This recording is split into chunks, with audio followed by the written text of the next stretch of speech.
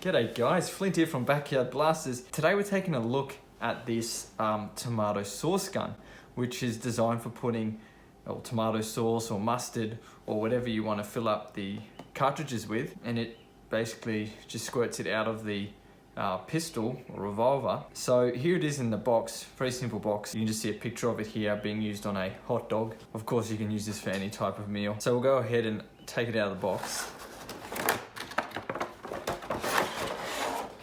So in the package you'll see the revolver sauce gun here and a red cartridge. If you're wondering where the yellow cartridge is, it is inside the revolver here. So as you can see, the revolver is quite big, and there's the cartridge. We'll take a look at the revolver first. It is massive. I don't think this is to scale of any type of real revolver. Closest thing I could resemble this to would be a flare gun. Actually, this looks a lot like a flare gun. You know, it's just got the big cylinder section here, round head, massive handle. Flare guns look a lot like this. Well, this looks more like a flare gun than anything else anyway, so flare gun, tomato sauce gun, that's probably closer than revolver.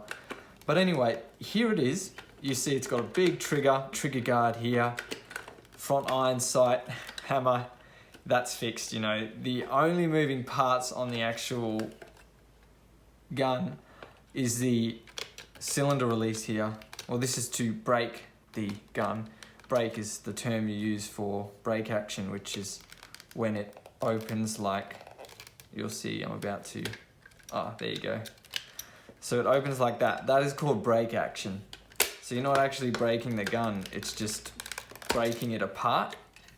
So that style is called brake action. So that's how you access your cylinder.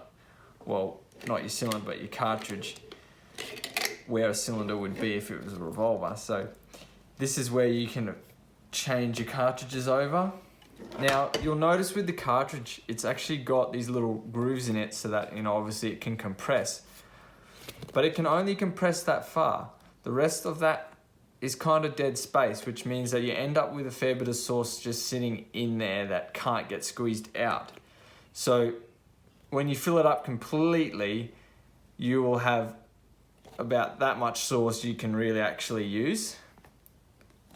And then the rest of it, you know, because it can't get pressed any further forward, it just sits in there. So then when you refill it, it'll then push that out and so on and so on. So that's your, you know, that's probably a few tablespoons of tomato sauce. The only way you could probably fix that is if you somehow filled that space up, you know, this space in here, so that when it was pushed forward, it pushed everything in here. You know, so filling up the dead space. So the nozzle just goes on there, like so. So putting the red one in. And this does have to rotate in a specific direction to fit through the front hole, which is, well, the barrel. And then it's in. Now there is a safety cap at the front, well, not a safety, but a plug to stop sauce coming out. So in some sense it is a safety. And then the trigger, of course, is just here. And the reason it's so big is because you do need quite a bit of force to compress the cartridge. And to see that in action, it looks like that. So that's just moving like so. And that's what pushes up against this and compresses it. So that's pretty much it. Very basic design, as you can see. So this, you know, it's not likely to fault in any way. But yeah, that's pretty much the blaster. This is the first food toy gun I've ever reviewed, and that's cool, man. That's cool. So that completes my review, guys. Thanks for watching, and I'll see you in the next video. Hear the word of the Lord.